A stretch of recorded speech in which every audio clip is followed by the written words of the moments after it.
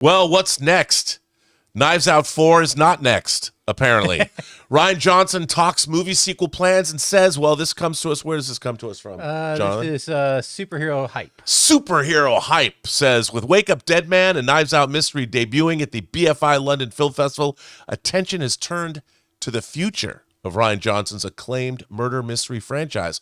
While the filmmaker called the new film his most personal yet, he admitted he has no plans for Knives Out 4, which, remember, John, as we all know, when Netflix took this franchise over, they only contracted for 2 movies.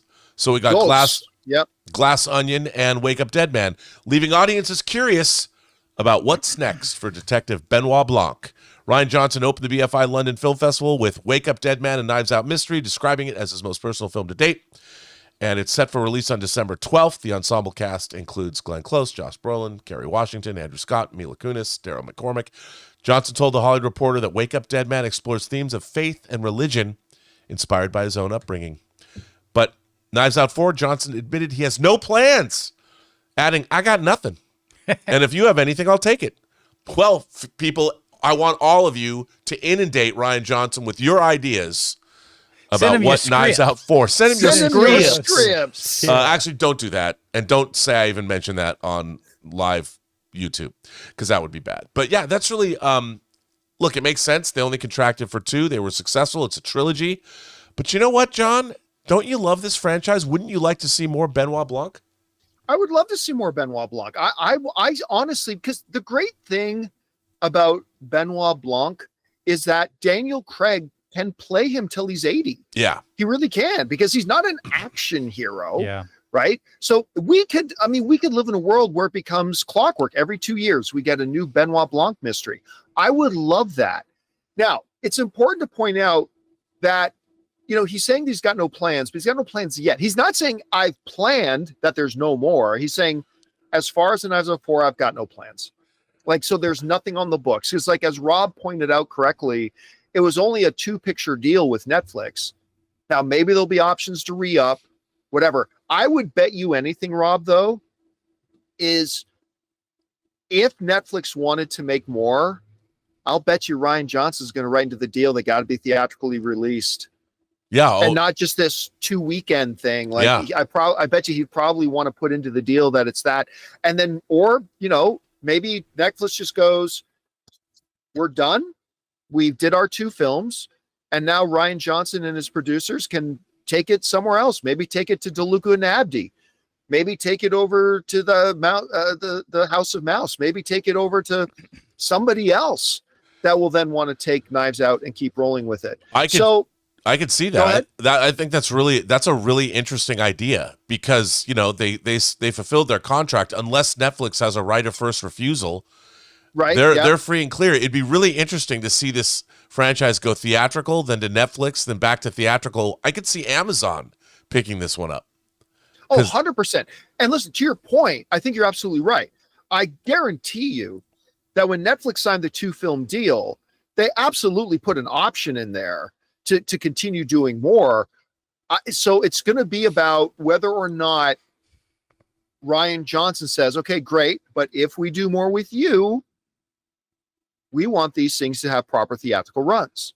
We don't want them dropping in just a couple of select theaters and then on Netflix right away. We want it to have a full, robust theatrical run, and then you can put it on Netflix. And then it's just going to be about whether Netflix agrees to that or not. Yeah. So but I would love it, man. I would love it. I have loved the first 2 films.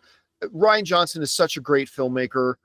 I mean, look, I want to see one of these every 2 years. I'm even looking forward to the day to see new directors take the character and do other interesting things with it as well. I just want to see Daniel Craig playing him, and I want to see it for the next 20 years. Well, now that Rian Johnson seems to be out of a job, John, what does that mean for his Star Wars trilogy? Yeah.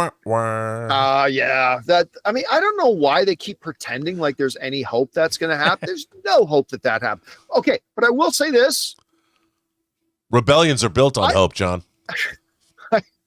I never would have believed. I can't believe you just said that. People at Lucasfilm would be so stupid that they would consider making a Rey movie. And I say this as somebody who really likes Daisy Ridley, And as somebody who really likes the Rey character in general, like I love the building blocks of the character, but that character is the most divisive thing. She represents the most divisive. Well, yeah, the prequels weren't divisive. The universe hated them at the time, at any rate. But like these movies have been like the most divisive. Rey, the character. So I never would have thought they'd be so stupid as to try to maybe get a Rey movie going.